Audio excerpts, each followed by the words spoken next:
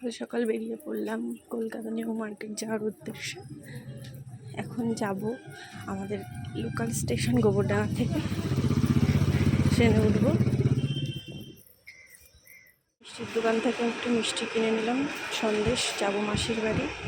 তারপর বাসে উঠে গেলাম, বাসটা যাচ্ছে গোবরডাঙ্গা স্টেশনের দিকে। চলে আসলাম স্টেশনে। আগে থেকেই আমার ইউটিএসের টিকিট কাটা ছিল, তাই জন্য আমি আর টিকিট কাটলাম না। যাচ্ছি লেডিসের দিকে, কারণ মসলান্দপুর থেকে আমার একটা বোন উঠবে ট্রেনে। ওকে বলেছি আগে থেকে যে লাস্ট লেডিসে উঠব, সেহেতু আমি লাস্ট লেডিসের দিকেই যাচ্ছি। আমাদের এখানকার লোকাল আম এগুলো সব কলকাতায় যাচ্ছে, ভ্যান্ডারির সামনে আমগুলো রাখা হয়েছে। তারপর উঠে পড়লাম ট্রেনে। ট্রেনে উঠে আগেই সিট খোঁজার ব্যস্ততা, সিটটা জানলার ধারে পেয়ে গেলাম। চলে আসলাম বারাসাত স্টেশনে, তাও মনার গল্প বাড়ে, গল্পই করে যাচ্ছি। গল্প গল্প এত গল্প ভাসতে পারে।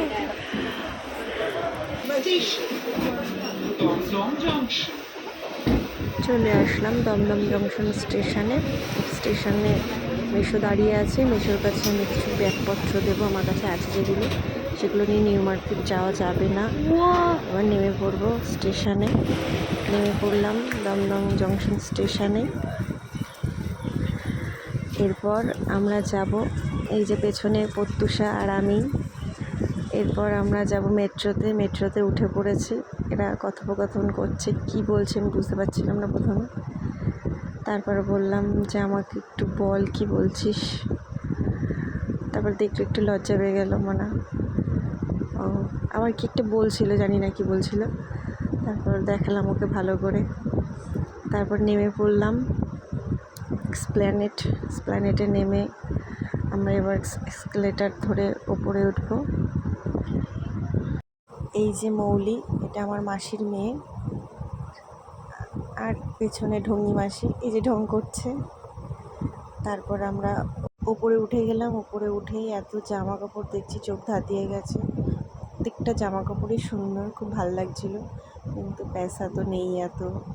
তারপর মেয়েদের আবেগের সেই ভালোবাসার জিনিস, কানের।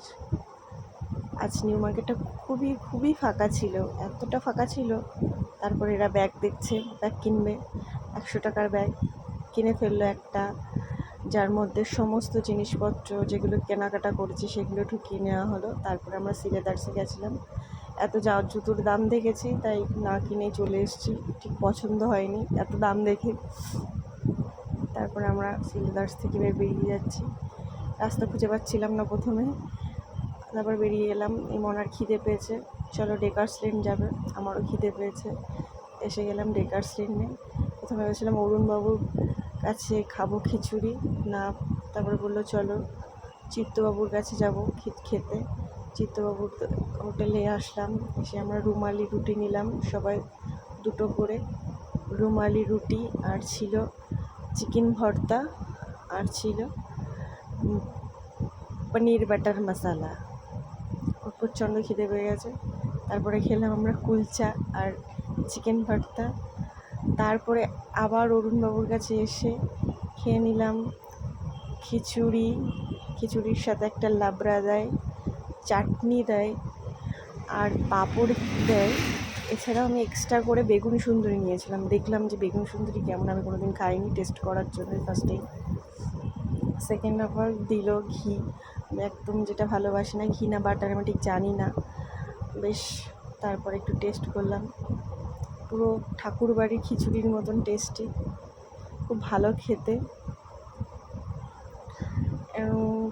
অনেকটাই কোয়ান্টিটি, যেটা একটা মানুষের জন্য ফুললি ঠিকঠাক। তাছাড়া বেগুন সুন্দরী দেখাচ্ছিলাম কেমন হয়েছে। তারপর এরা খেয়ে নিল লস্যি, ম্যাঙ্গো লস্যি, এটা আমি খাইনি। তারপর চলে আসলাম আবার স্প্ল্যানেট থেকে যাবো এবার বাড়ির দিকে। অনেক দেরি হয়ে গেছে, বাড়ি থেকে ফোন করছে। এই যে এটা এপাশে, ওটা পেছনে ছিল মনে হয়। তারপরে নেমে পড়লাম দমদম থেকে এবার যাচ্ছি মাসির বাড়ি। সকাল 10:30টায় বেরিয়ে পড়লাম। বাই বাই বন্ধুরা, দেখা হচ্ছে পরের একটি নতুন ব্লগে। টাটা।